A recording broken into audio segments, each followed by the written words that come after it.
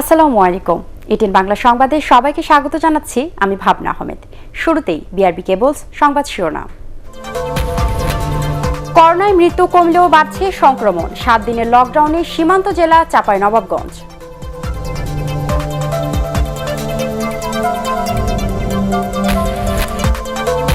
করোনাকালে বেড়েছে অ্যান্টিবায়োটিকের অপব্যবহার, বন্ধ হয়নি প্রেসক্রিপশন ছাড়া ওষুধ কেনাবেচা।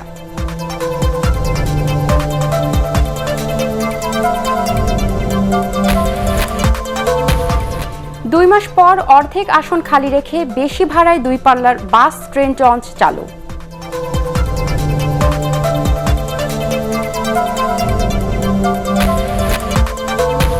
উপকূলের দিকে ধেয়ে আসছে ঘূর্ণিঝড় ইয়াস, আছড়ে পড়বে বুধবার।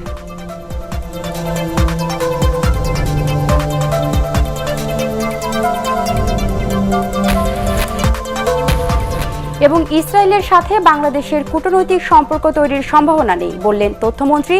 পাসপোর্টে পরিবর্তনে বিএনপির সমালোচনা।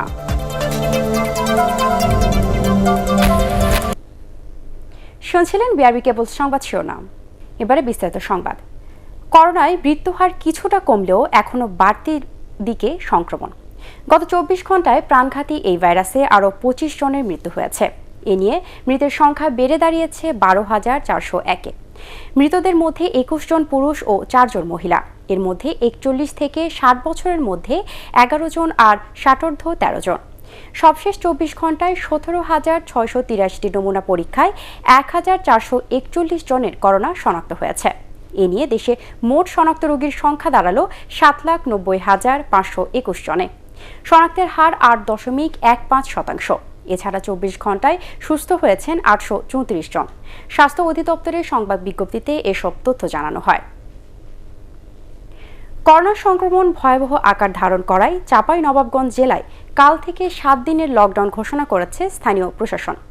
গত এক সপ্তাহে জেলায় করোনা সংক্রমণের হার বেড়ে 55% হয়েছে বলে জানিয়েছে জেলা প্রশাসন। প্রতিনিধি নাসিম মাহমুদের রিপোর্ট, জানাচ্ছেন মইনুল আহসান। করোনা সংক্রমণ ও মৃত্যুর হার কমে আসায় যখন মানুষের মাঝে কিছুটা স্বস্তি ফিরে আসছিল, ঠিক তখনই ভয়াবহ খবর এসেছে ভারত সীমান্তবর্তী জেলা চাঁপাইনবাবগঞ্জ থেকে। এক সপ্তাহে জেলায় করোনা পরীক্ষায় 55% শরীরে এ ভাইরাসের অস্তিত্ব পাওয়া যাচ্ছে। রোববার সকাল থেকে 24 ঘন্টায় 95 জনের নমুনা পরীক্ষা করা হয়, তার মধ্যে 59 জন করোনা পজিটিভ। এমন খবরে নড়েচড়ে বসে স্থানীয় প্রশাসন। সংক্রমণ ঠেকাতে 11 দফা নির্দেশনা দিয়ে জেলায় এক সপ্তাহে লকডাউন ঘোষণা করেন জেলা প্রশাসক। রাত 12টা থেকে পরবর্তী 7 দিন অর্থাৎ 30শে মে পর্যন্ত আমরা এই জেলায় সর্বাত্মক লকডাউন ঘোষণা করছি। লকডাউনের ভিতরে জরুরি পরিষেবা ছাড়া 3 হুইলার, মোটরসাইকেল, বাস, ট্রাক সবকিছু বন্ধ থাকবে। শুধুমাত্র প্রয়োজনীয় পণ্য সোনা মসজিদ দিয়ে যে সকল ট্রাক চলাচল করছে জরুরি পণ্য তারা চলাচল করতে পারবে। জেলা কর্মকর্তারা বলছেন, সোনা মসজিদ স্থলবন্দর সহ সীমান্ত দিয়ে ভারতে যাতায়াত এবং ঈদের সময় ঢাকা থেকে আসা লোকজনের মাধ্যমেই ভয়াবহ সংক্রমণ ছড়িয়েছে। জরুরি প্রয়োজন ছাড়া কোনো ব্যক্তি বাড়ির বাইরে যাবে না। কোনো পেশেন্ট নিয়ে ছাড়া কোনো প্রকার অন্য ধরনের কোনো গাড়ি বাড়ি থেকে বের হবে না। একটি নির্দিষ্ট জায়গায় না রেখে বিভিন্ন জায়গায় ছড়িয়ে দিয়ে আম বেচাকেনা করা যাবে, আম পরিবহন করা যাবে। সকল প্রকার হাট বন্ধ থাকবে, সকল প্রকার বাজার বন্ধ থাকবে। তবে মুদিখানা এবং নিত্য প্রয়োজনীয় দ্রব্য যেটা আছে, যেভাবে আমরা ইতিপূর্বে করেছি সেইভাবে খোলা থাকবে। করোনার দ্বিতীয় ঢেউয়ে চাঁপাইনবাবগঞ্জে এ পর্যন্ত 300 জনেরও বেশি আক্রান্ত হয়েছেন। মইনুল আহসান, এটিএন বাংলা। চুয়াডাঙ্গার দর্শনা চেকপোস্ট দিয়ে এক সপ্তাহে দেশে ফিরেছেন ভারতে আটকে পড়া 547 জন বাংলাদেশি। এদের মধ্যে করোনা শনাক্ত হয়েছে 9 জন নারী ও পুরুষ। মৃত্যু হয়েছে একজন নারীর। ভারতে আটকে পড়া বাংলাদেশিদের ফিরিয়ে আনতে সরকার বিশেষ উদ্যোগ নেওয়ার পর গত 17 মে থেকে দর্শনার জয়নগর সীমান্ত দিয়ে বাংলাদেশিরা আসতে শুরু করেন। পরে তাদেরকে বিশেষ পরিবহন যোগে সরকারি 4টি প্রতিষ্ঠান ও 4টি বেসরকারি হোটেলে 14 দিনের কোয়ারেন্টাইনে রাখা হয়। করোনা শনাক্ত 9 জনকে রাখা হয়েছে চুয়াডাঙ্গা সদর হাসপাতালের আইসোলেশনে।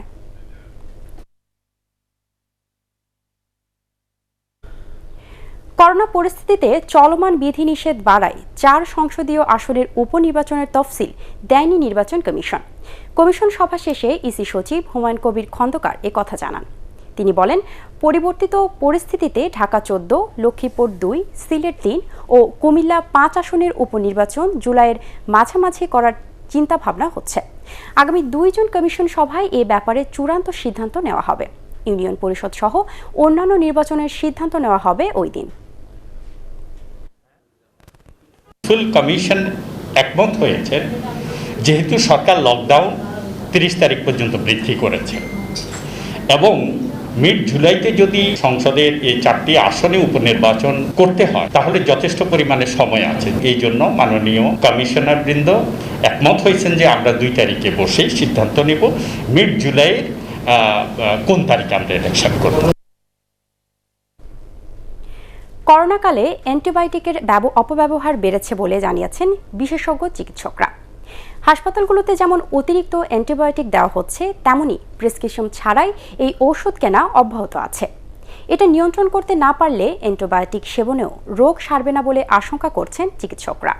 রিপোর্ট করছেন মাহবুব কবির চপল। করোনায় আক্রান্ত হয়ে যাদের শরীরে বিভিন্ন জটিলতা দেখা দিয়েছে তাদের চিকিৎসায় একের পর এক অ্যান্টিবায়োটিক দেওয়া হয়েছে। অনেক ক্ষেত্রে প্রয়োজনের চেয়ে বেশি ওষুধ দেওয়ার ঘটনা ঘটেছে। তাদের অনেকেই হয়তো সুস্থ হয়েছেন, তবে দীর্ঘমেয়াদে এসব ওষুধের ক্ষতিকর প্রভাবের আশঙ্কা করছেন বিশেষজ্ঞ চিকিৎসকরা। কোভিড চলাকালীন সময়ে শুধুমাত্র বাংলাদেশ না, বিশ্বজুড়েই অ্যান্টিবায়োটিকের ব্যবহার বেড়েছে। এটা একটা ঢালাও রিপোর্ট। বাংলাদেশ তো 4-5টি অ্যান্টিবায়োটিকের ব্যবহার অসম্ভব বেড়েছিল।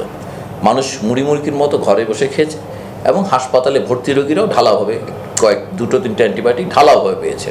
এবং আমরা অ্যান্টিসিপেট করছি কোভিড শেষ হয়ে আসলে এই মহামারীর পরের মহামারীটি হবে রেজিস্ট্যান্সের মহামারী। পাইপলাইনে কোনো অ্যান্টিবায়োটিক নেই। আমাদের গবেষণা উপলব্ধ নতুন অ্যান্টিবায়োটিক আসেনি গত 10 বছর। আসার সম্ভাবনা আছে 2খানা থেকে 3খানা অ্যান্টিবায়োটিক আগামী 10 বছরে। আপনি অপ্রয়োজনীয় যখন অ্যান্টিবায়োটিকটি ইউজ করছেন, সময় আসবে যখন আপনি ক্যান্সারে হয়তো মারা যাবেন না, কিন্তু ইনফেকশনে মারা যাবেন, কারণ আপনার হাতে কোনো অ্যান্টিবায়োটিক থাকবে না দেবার মতো। এবং অ্যান্টিবায়োটিক রেজিস্ট্যান্স একটা বড় ধরনের দুশ্চিন্তার বিষয় এখন। শুধু হাসপাতালেই নয়, ফার্মেসি থেকেও প্রেসক্রিপশন ছাড়া অ্যান্টিবায়োটিক সেবন করছেন বহু মানুষ।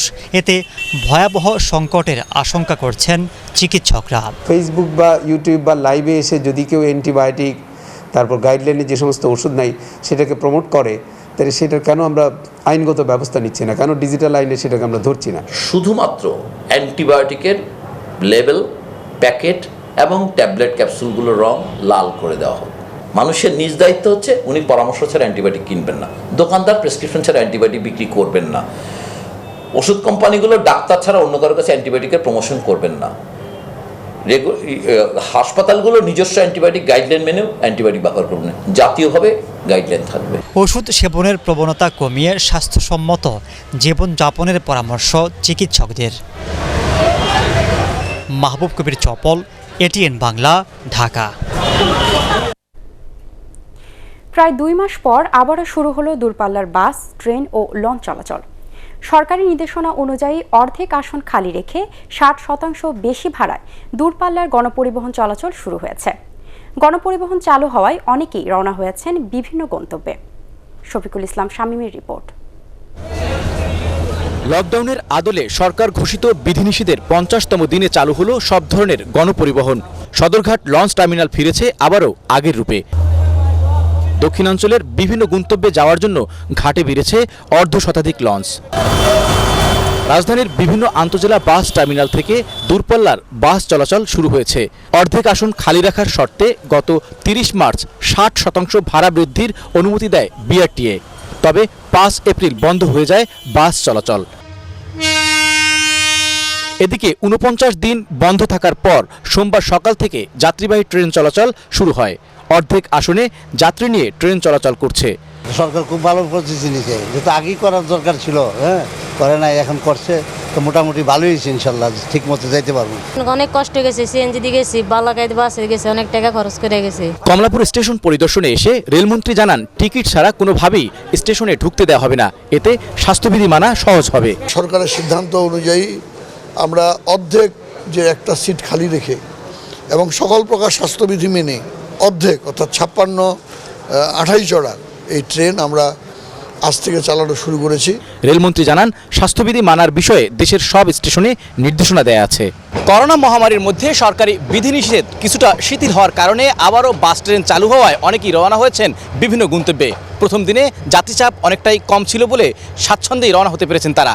শফিকুল ইসলাম শামীম, এটিএন বাংলা, ঢাকা। বিশ্বব্যাপী সবুজ ও টেকসই অর্থনৈতিক প্রবৃদ্ধিতে বিনিয়োগের আহ্বান জানিয়েছেন প্রধানমন্ত্রী শেখ হাসিনা। কমনওয়েলথভুক্ত এশীয় আঞ্চলিক দেশগুলোর সরকার প্রধানের গোল টেবিল বৈঠকে তিনি আহ্বান জানান। তিনি বলেন, কার্বন নিঃসরণ বন্ধে তথ্য প্রযুক্তি সরবরাহ করে সদস্য দেশগুলোকে সহযোগিতা করতে হবে। এ সময় জলবায়ু তহবিল থেকে ক্ষতিগ্রস্ত দেশগুলোকে অর্থনৈতিক সহায়তারও তাগিদ দেন প্রধানমন্ত্রী। ঘূর্ণিঝড়ে পরিণত হয়েছে লঘুচাপ ইয়াস। বুধবার রাতের মধ্যেই ভারতের পশ্চিমবঙ্গ এবং বাংলাদেশের খুলনা উপকূলে আঘাত হানতে পারে ঝড়টি, যার প্রভাবে দেশ জুড়ে শুরু হয়েছে অসহ্যকর গরম। ভারতে এই ঝড় মোকাবেলায় ব্যাপক প্রস্তুতি নেওয়া হয়েছে। তবে দুর্যোগ ব্যবস্থাপনা ও ত্রাণ প্রতিমন্ত্রী বলেছেন, এ ঝড়ে বাংলাদেশে কোনো বড় ক্ষয়ক্ষতির আশঙ্কা নেই। আরও জানাচ্ছেন কেরামতুল্লাহ বিপ্লব। সাগরের নিম্নচাপ আর ঘূর্ণিঝড়ের কারণেই মূলত দেশ জুড়ে হচ্ছে প্রচণ্ড তাপদাহ। আবহাওয়া অধিদপ্তরের চার্টে তাপমাত্রা 36 বা 38 ডিগ্রি সেলসিয়াস দেখালেও বিশ্বের নামকরা ওয়েদার সাইটগুলো বলছে সোমবার ঢাকায় অনুভূত তাপমাত্রা ছিল রেকর্ড 46 ডিগ্রি সেলসিয়াস। এদিকে আন্দামান সাগরে সৃষ্ট নিম্নচাপ ইয়াস ঘূর্ণিঝড়ে পরিণত হয়ে সোমবার বিকেলে চট্টগ্রাম বন্দর থেকে 775 কিলোমিটার দূরে ছিল। আবহাওয়াবিদরা জানান, উড়িষ্যার মাঝামাঝি এলাকায় বুধবার দুপুরে আছড়ে পড়বে এই ঝড়টি, তারপর আসতে পারে খুলনা উপকূলের দিকে। সমগ্র বাংলাদেশের উপকূল এবং সকল সমুদ্র বন্দরগুলোকেই কিন্তু আমরা 2 নম্বর দূরবর্তী হুঁশিয়ারি সংকেত দেখাতে বলেছি, যেন প্রত্যেকে নিজ নিজ অবস্থানে থেকে নিজেদেরকে প্রস্তুত রাখে। দুপুরে সচিবালয়ে এক ব্রিফিংয়ে দুর্যোগ ব্যবস্থাপনা ও ত্রাণ প্রতিমন্ত্রী অবশ্য জানান, ঘূর্ণিঝড় ইয়াস নিয়ে বড় কোনো আশঙ্কা নেই বাংলাদেশের। দিকটা হলো উত্তর পশ্চিমাংশে উড়িষ্যার দিকে। যদি এর গতিপথ একই রকম থাকে তাহলে বাংলাদেশ উপকূলে আপাতত এর ক্ষতির কোনো প্রভাব হবে না বলে আমরা আশা করছি। ওদিকে ক্রমেই ভারতের উপকূলের কাছাকাছি চলে আসছে ঘূর্ণিঝড় ইয়াস। ফণী বা আমপান থেকেও এবারের ঘূর্ণিঝড়টি বেশি ধ্বংসাত্মক হতে পারে বলে আশঙ্কার কথা জানিয়েছেন পশ্চিমবঙ্গের মুখ্যমন্ত্রী মমতা ব্যানার্জি। 72 ঘন্টা ধরে চলবে এটা সিভিয়ার সাইক্লোন ঝড়। আমরা এখন থেকেই চেষ্টা করছি ইভাকুয়েট করা। সেনা, নৌ এবং উদ্ধারকারী বাহিনীর 51টি দলকে আগামী 48 ঘন্টার নজরদারি করতে বলেছেন তিনি। প্রস্তুত করা হয়েছে 4000 সাইক্লোন শেল্টার। ভারতীয় উপকূল থেকে অন্তত 10 লাখ মানুষকে নিরাপদে সরিয়ে নেওয়া হচ্ছে বলেও জানিয়েছেন তিনি। কেরামতুল্লাহ বিপ্লব, এটিএন বাংলা, ঢাকা। সাংবাদিক রোজিনা ইসলামের জামিনের প্রতিক্রিয়ায় বিএনপির কাল্পনিক অভিযোগ বিচার বিভাগকে হেয় করেছে বলে মন্তব্য করেছেন আওয়ামী লীগ সাধারণ সম্পাদক ওবায়দুল কাদের। তিনি বলেন, বিএনপি এখন সরকারের পাশাপাশি আদালতের বিরুদ্ধেও মিথ্যাচার করছে। নিজ বাসভবনে ব্রিফিংয়ে আওয়ামী লীগ সাধারণ সম্পাদক এসব কথা বলেন। এর আগে বঙ্গবন্ধু শেখ মুজিব মেডিকেল বিশ্ববিদ্যালয়ে করোনা ভ্যাকসিনের দ্বিতীয় ডোজ নেন তিনি।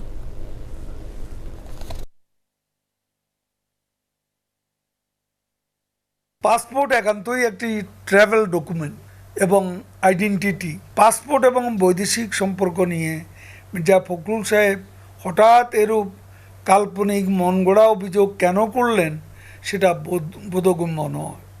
এই মন্তব্যের পেছনে কোনো দুরভিসন্ধি থাকতে পারে বলে আমাদের মনে হয়। ইসরায়েলের সাথে ভবিষ্যতে বাংলাদেশের কূটনৈতিক সম্পর্ক তৈরি হওয়ার কোনো সম্ভাবনা নেই বলে জানিয়েছেন তথ্য ও সম্প্রচার মন্ত্রী ডক্টর হাসান মাহমুদ। তিনি বলেন, নতুন পাসপোর্টে যে পরিবর্তন এসেছে সেটি ইন্টারন্যাশনাল নর্মসের কারণে। সচিবালয়ে নিজ কার্যালয় থেকে অনলাইনে যুক্ত হয়ে চট্টগ্রামের রাঙ্গুনিয়ার বিনামূল্যে লাশবাহী ফ্রিজিং গাড়ি প্রদান অনুষ্ঠান শেষে এসব কথা বলেন তথ্যমন্ত্রী। কোনোভাবেই এতে ইসরায়েলের উল্লসিত হওয়ার কোনো কারণ নেই, কারণ ইসরায়েলের সাথে আমাদের কোনো কূটনৈতিক সম্পর্ক নাই, ভবিষ্যতেও হওয়ার কোনো সম্ভাবনা নাই।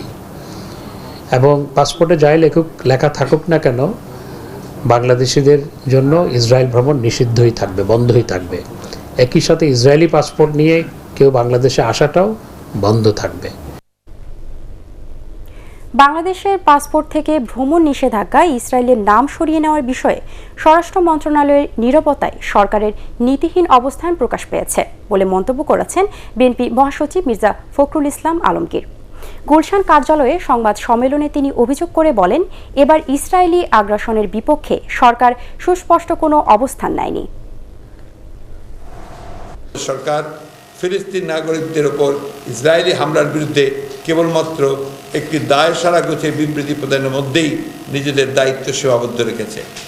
এমনকি ইসরায়েলি বিমানের মুহুর্মুহু হামলা ও ক্ষেপণাস্ত্র নিক্ষেপে যখন ফিলিস্তিনের গাজা নগরী মৃত্যুপুরীতে পরিণত হচ্ছে, ঠিক সেই সময়ে বাংলাদেশের পাসপোর্ট থেকে ইসরায়েল ভ্রমণের উপর থেকে নিষেধাজ্ঞা সরিয়ে দেওয়া হয়েছে, যা হতাশ করেছে গোটা বিশ্ব বিবেককে।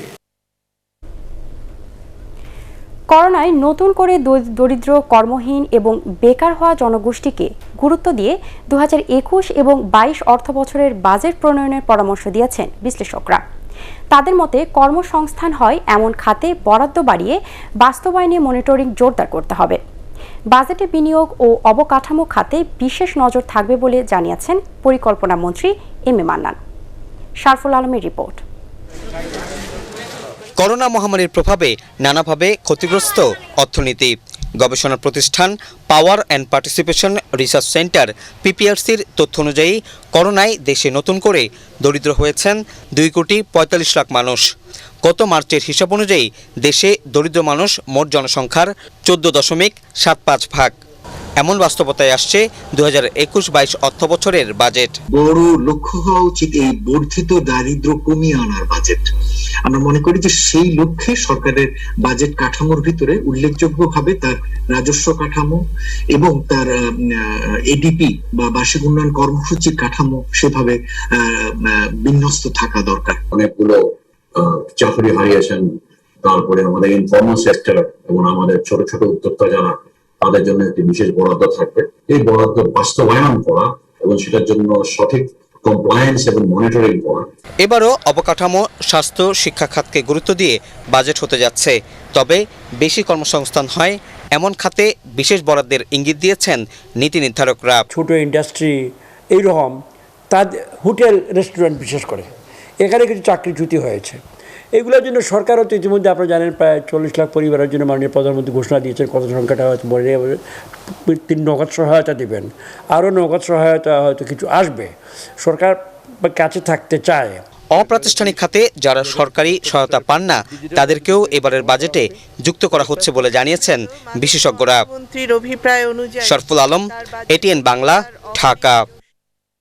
ব্রাহ্মণবাড়িয়ায় আখাউড়া পেট্রোল ঢেলে আগুন দিয়ে স্ত্রীকে হত্যার অভিযোগে স্বামী কাজল ভূঁইয়াকে জাফলং সীমান্ত থেকে গ্রেপ্তার করেছে সিআইডি।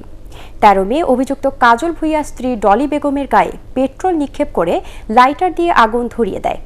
5 দিন পর চিকিৎসাধীন অবস্থায় মারা যান ডলি। প্রাথমিক জিজ্ঞাসাবাদে পারিবারিক কলহের জোরে ডলি বেগমের গায়ে আগুন ধরিয়ে দেওয়ার কথা স্বীকার করেছে কাজল ভূঁইয়া। সিআইডি জানায় কাজল একজন পেশাদার মাদক ব্যবসায়ী। তার বিরুদ্ধে 13টি মাদক মামলা সহ 19টি মামলা রয়েছে। এই পলাতক আসামিকে মুক্তিযোদ্ধার নেতৃত্বের টিম তারা জাফলং সীমান্ত থেকে গ্রেপ্তার করতে সক্ষম হয়। পরবর্তীতে আমরা ওই আসামির নিকট জানতে পারি যে তার ভাতিজা, যেহেতু 2 নম্বর আসামি মামলার, সেই ঢাকার দিকে রয়েছে এবং তার ভাতিজাকে ধরার জন্য অভিযান পরিচালনার জন্য তাকে ঢাকায় নিয়ে আসি। চীনের বিভিন্ন শিক্ষা প্রতিষ্ঠানে অধ্যয়নরত প্রায় 5,000 বাংলাদেশি শিক্ষার্থী তাদের পড়ালেখা শেষ করতে আবার ওই দেশটিতে যেতে চান। এজন্য 2 দেশের সরকারি উদ্যোগ চেয়েছেন তারা। ঢাকা রিপোর্টার্স ইউনিটিতে সংবাদ সম্মেলনে এ দাবি জানান চীনে অধ্যয়নরত শিক্ষার্থীরা। করোনা ভাইরাসের ফলে 1.5 বছরের বেশি সময় ধরে অনলাইন ক্লাস করছেন তারা। সংকট নিরসনে ঢাকার চীনা দূতাবাস ও পররাষ্ট্র মন্ত্রণালয়ের জরুরি সহযোগিতার প্রত্যাশা করেন শিক্ষার্থীরা। রাজশাহীর কাটাখালী ধান গবেষণা ইনস্টিটিউটের সামনে দুটি বাসের মুখোমুখি সংঘর্ষে একজন নিহত ও অন্তত 15 জন আহত হয়েছে। পুলিশ ও প্রত্যক্ষদর্শীরা জানান, সকালে ঢাকা থেকে ছেড়ে আসা রাজশাহীগামী হানিফ পরিবহনের সাথে বিপরীত দিক থেকে আসা বাঘা উপজেলাগামী আফিয়া পরিবহনের মুখোমুখি সংঘর্ষ হয়।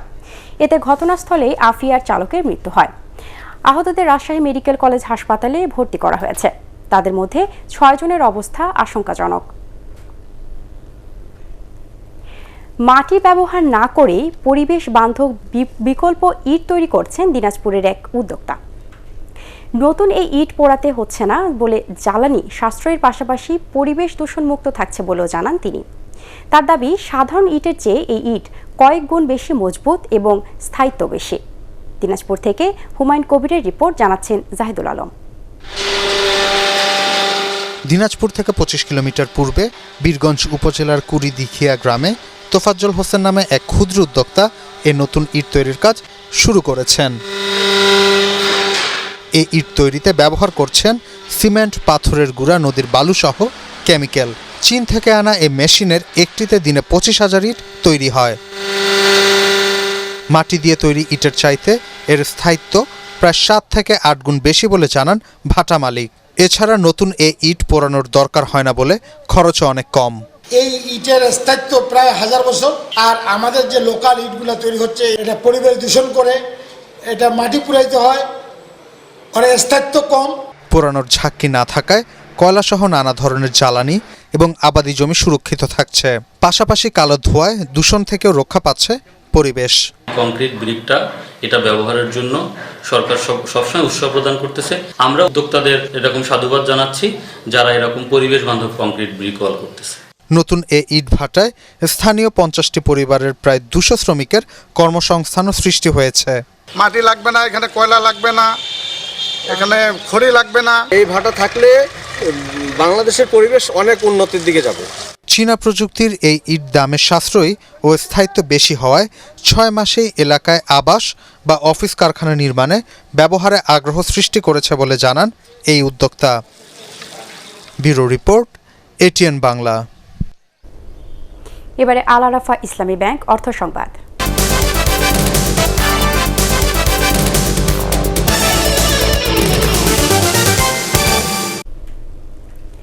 খাজনা সহ জমির অন্যান্য ফি এখন থেকে মোবাইল ব্যাংকিংয়ের মাধ্যমেও পরিশোধ করা যাবে বলে জানিয়েছেন ভূমিমন্ত্রী সাইফুজ্জামান চৌধুরী। সচিবালয়ে মোবাইল ব্যাংক পরিষেবা কয়েকটি কোম্পানির কর্মকর্তাদের সঙ্গে সমঝোতা সই অনুষ্ঠানে তিনি এ কথা বলেন। মন্ত্রী আরও বলেন, এই চুক্তির মাধ্যমে বিকাশ, নগদ এবং উপায় গেটওয়ে ব্যবহার করে ভূমি উন্নয়ন কর, মিউটেশন চার্জ ও খতিয়ান ফি সহ এই সংক্রান্ত সকল ফি পরিশোধ করা যাবে। এজন্য কাউকে ভূমি অফিসে যেতে হবে না। ভবিষ্যতে এই সেবার আকার আরও বড় হবে বলেও জানান ভূমিমন্ত্রী।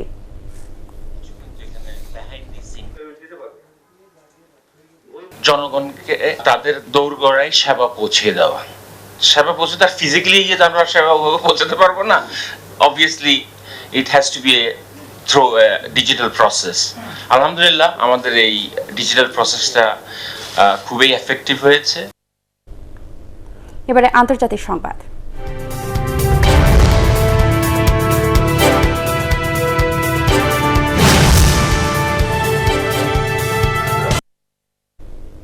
সৌদি আরবে আবারও হজের আনুষ্ঠানিকতা শুরুর ঘোষণা দিয়েছে দেশটির সরকার। বিশ্বের সব দেশের নাগরিকরা এবছর স্বাস্থ্যবিধি মেনে হজ পালন করতে পারবেন। দেশটির স্বাস্থ্য মন্ত্রণালয় জানায়, এবারের হজে 60,000 মুসল্লি অংশ নিতে পারবেন। এর মধ্যে 15,000 দেশটির নাগরিক এবং অন্যান্য দেশ থেকে আসতে পারবেন বাকি 45,000। তবে যাদের বয়স 18 বছরের কম এবং 60-এর বেশি তারা হজ পালনের জন্য বিবেচিত হবেন না। বলা হয়েছে, যারা হজের জন্য নির্বাচিত হবেন তাদের অবশ্যই করোনার 2 ডোজ টিকা নিতে হবে এবং সৌদি আরবে পৌঁছানোর পর 3 দিনের বাধ্যতামূলক কোয়ারেন্টাইন পালন করতে হবে। এবারে জানাবো বাংলাদেশ শ্রীলঙ্কা সিরিজের খবর।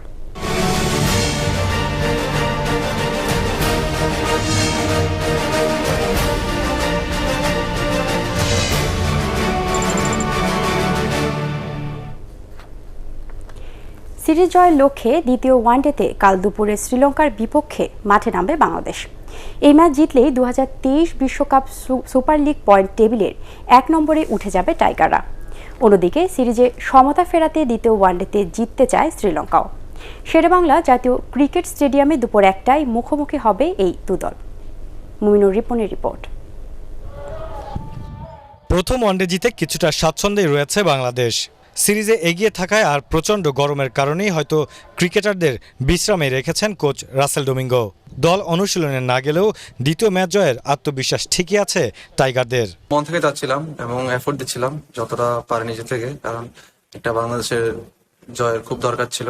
তো ইনশাল্লাহ সেটা ভূমিকা কিছুটা নিজে রাখতে পেরেছি। দল যেভাবে চাইবে সেভাবে ব্যাটিং করতে প্রস্তুত, সেটা 8 নম্বরে হোক 7 নম্বরে হোক। বাট দেখতে হবে যদি আমাকে প্রশ্ন করা, অবশ্য আমি নাম্বার 5-6 ব্যাটিং করতে চাই, যদিও এটা এখন সম্ভব না টিম কম্বিনেশনের কারণে। এই ম্যাচ জিতলে সিরিজ জয়ের পাশাপাশি 2023 বিশ্বকাপ সুপার লিগে পয়েন্ট টেবিলের শীর্ষে উঠবে বাংলাদেশ। 1 নম্বর জায়গাটা ভালো লাগার, তবে সেটা ধরে রাখাটা অনেক বড় চ্যালেঞ্জ। আপাতত এই সব নিয়ে চিন্তা না করে মাঠে নিজের পারফরমেন্স নিয়ে মনোযোগী সাইফুদ্দিন। এই সিরিজে প্রথম থেকে খেলবো, এরকম একটা গোল সেট করে আসলে বাড়ি থেকে আসা। ইনশাল্লাহ প্রথম ম্যাচটা শুরু পেয়ে কিছুটা হলো নিজেকে মেলে ধরতে পেরেছি, যেহেতু আরো 2টা ম্যাচ সামনে বাকি আছে, চেষ্টা করবো ধারাবাহিকতা বজায় রাখা। এদিকে প্রথম ম্যাচ হেরে কিছুটা চাপেই আছে শ্রীলঙ্কা। অনভিজ্ঞ দল হলেও টাইগারদের বিপক্ষে ভালোই লড়েছে লঙ্কানরা। তবে সিরিজ বাঁচাতে এই ম্যাচ জয়ের বিকল্প নেই তাদের। ঘরের মাঠে টানা 8 জয় পাওয়া টাইগারদের বিপক্ষে কাজটা সহজ হবে না লঙ্কানদের জন্য। মমিনুর রিপন, এটিএন বাংলা, ঢাকা। এবারে পার্টিক্স খেলার খবর।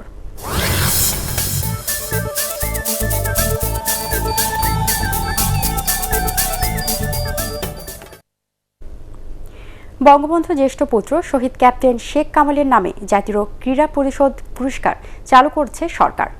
আগামী 5 আগস্ট শেখ কামালের জন্মদিনে এই পুরস্কার চালু করার কথা জানান যুব ও ক্রীড়া প্রতিমন্ত্রী জাহিদ আহসান রাসেল। দুপুরে জাতীয় ক্রীড়া পরিষদ মিলনায়তনে করোনায় ক্ষতিগ্রস্ত আরও 200 ক্রীড়াবিদকে আর্থিক সহায়তাও দেন ক্রীড়া প্রতিমন্ত্রী। রিপোর্ট করছেন পরাগারমান। ক্রীড়াবিদরা তাদের অবদানের হিসেবে খুব কমই মূল্যায়িত হয়ে থাকেন। জাতীয় ক্রীড়া পুরস্কার প্রথা থাকলেও তা একেবারেই অপ্রতুল। দেশ সেরা ক্রীড়াবিদদের অবদান মূল্যায়ন করতে এবার এগিয়ে এসেছে জাতীয় ক্রীড়া পরিষদ। বঙ্গবন্ধুর জ্যেষ্ঠ পুত্র শহীদ ক্যাপ্টেন শেখ কামালের নামে তারা চালু করতে যাচ্ছে জাতীয় ক্রীড়া পরিষদ পুরস্কার। আগস্টের প্রথম সপ্তাহে শেখ কামালের জন্মদিনে এই পুরস্কার দেওয়ার ঘোষণা দেন যুব ও ক্রীড়া প্রতিমন্ত্রী। জুলাই 15 তারিখের মধ্যে আমরা জাতীয় ক্রীড়া পুরস্কারটি আমরা দিতে চাই, যেটি দীর্ঘদিন ধরে বন্ধ আছে, এবং 8ই আগস্ট শেখ কামালের জন্মদিন উপলক্ষে শেখ কামাল জাতীয় ক্রীড়া পরিষদ পুরস্কারটা আমরা দিতে চাই। এদিকে করোনায় ক্ষতিগ্রস্ত আরও 200 ক্রীড়াবিদকে আর্থিক সহায়তা দিয়েছে সরকার। প্রত্যেক ক্রীড়াবিদকে 7,000 টাকা করে মোট 14 লাখ টাকা বিতরণ করা হয় এ সময়। আমরা দেখেছি বিকেএসপি কোনো ক্রীড়াবিদদেরকে আমরা সহযোগিতা করতে পারিনি। গত বঙ্গমাতা ফুটবল টুর্নামেন্টে বালক বালিকা তাদেরকে আমরা কোনো কিছু সহযোগিতা করতে পারিনি, যার কারণে তাদেরকে দেওয়ার জন্যই মূলত আসলে এই টাকাটা আমরা দিয়েছি। 8টি বিভাগীয় ও 64টি জেলা ক্রীড়া সংস্থার মাধ্যমে করোনায় ক্ষতিগ্রস্ত ক্রীড়াবিদদের মধ্যে প্রায় 2.25 কোটি টাকার চেক বিতরণ করে যুব ও ক্রীড়া মন্ত্রণালয়। পরাগারমান, এটিএন বাংলা, ঢাকা। শেষ মুহূর্তে বাতিল হয়েছে বিশ্বকাপ ও এশিয়ান কাপ বাছাই প্রস্তুতি নিতে বাংলাদেশ ফুটবল দলের সৌদি আরব যাত্রা। আফগানিস্তান, ভারত এবং ওমানের বিপক্ষে ম্যাচের প্রস্তুতি নিতে সকালে সৌদি আরব যাওয়ার কথা ছিল জাতীয় ফুটবল দলের, কিন্তু কোয়ারেন্টাইন শিথিল করার বিষয়ে সৌদি আরব থেকে সবুজ সংকেত না পাওয়ায় সফর বাতিল হয়ে যায়। বাফুফে জানিয়েছে জাতীয় দলের সৌদি আরব সফরের সময়সূচি পরিবর্তন করা হয়েছে। এ ব্যাপারে পরে বিস্তারিত জানানো হবে। 10 বছর পর লিগ 1-এর শিরোপা জিতেছে লিল। ফলে টানা 3 মৌসুমে চ্যাম্পিয়ন প্যারিস সেন্ট জার্মেকে সন্তুষ্ট থাকতে হয় দ্বিতীয় স্থান নিয়ে। আর এভারটনকে 5-0 গোলে বিধ্বস্ত করে ইংলিশ প্রিমিয়ার লিগের শিরোপা উৎসব করেছে ম্যানচেস্টার সিটি। অন্যদিকে সিরি এ চ্যাম্পিয়ন ইন্টার মিলান 5-1 গোলে হারিয়েছে উদিনেসকে। রিপোর্ট করছেন এসএম আশরাফ। মাত্র 1 পয়েন্টের ব্যবধানে ঘাড়ের উপর নিঃশ্বাস ফেলছিল নেইমার এমবাপ্পেদের প্যারিস সেন্ট জার্মেই। পাহরকালেই 10 বছরের আরাধ্য শিরোপাটা ফসকে যেত লিলের হাত থেকে। তবে কোনো অঘটন নয়, লিগ 1-এ শেষ দিনের নাটকের সমাপ্তিটা স্টিফেন মৌলিনের দল লিখল নিজেদের মতো করেই। অ্যাঙ্গার্সকে 2-1 গোলে হারিয়ে পেশাদার যুগে চতুর্থবার ফ্রান্সের শীর্ষ লিগ জিতেছে লিল। ফলে ব্রেস্টকে 2-0 গোলে হারিয়েও হতাশা নিয়ে মাঠ ছাড়তে হয় সবশেষ 8 মৌসুমে 7 বারের চ্যাম্পিয়ন পিএসজিকে। নিজেদের ম্যাচ শেষে মোবাইলের পর্দায় লিল এর খেলার ফল দেখে তারা নিশ্চিত হয়েছে শিরোপাটা অক্ষুণ্ণ রাখা হচ্ছে না। ইংলিশ প্রিমিয়ার লিগের শ্রেষ্ঠত্ব আগেই নিশ্চিত করা ম্যানচেস্টার সিটি তাদের শেষটা রাঙিয়েছে এভারটনের বিপক্ষে গোল উৎসব করে।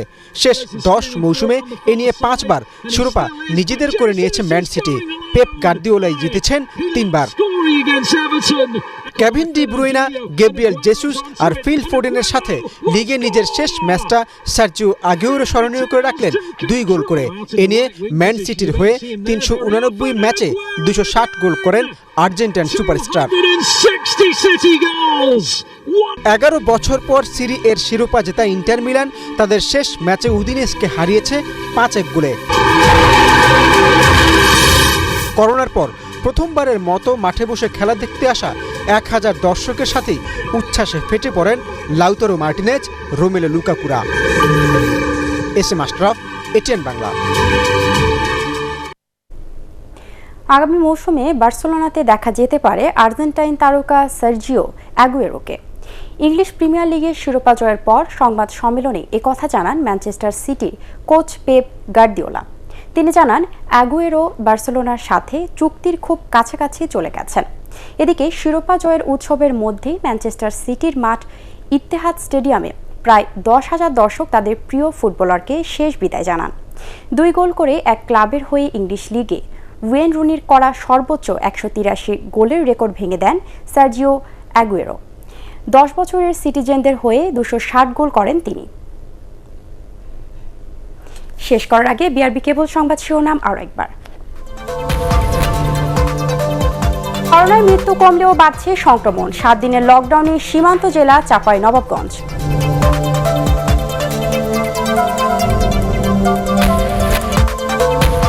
করোনাকালে বেড়েছে অ্যান্টিবায়োটিকের অপব্যবহার। বন্ধ হয়নি প্রেসক্রিপশন ছাড়া ওষুধ কেনাবেচা।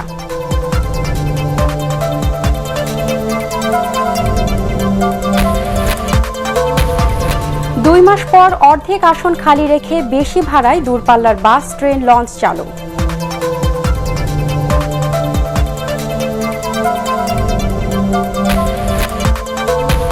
উপকূলের দিকে ধেয়ে আসছে ঘূর্ণিঝড় ইয়াস, আছড়ে পড়বে বুধবার।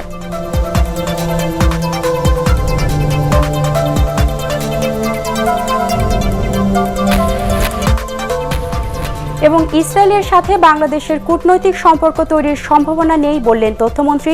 পাসপোর্টে পরিবর্তনে বিএনপির সমালোচনা।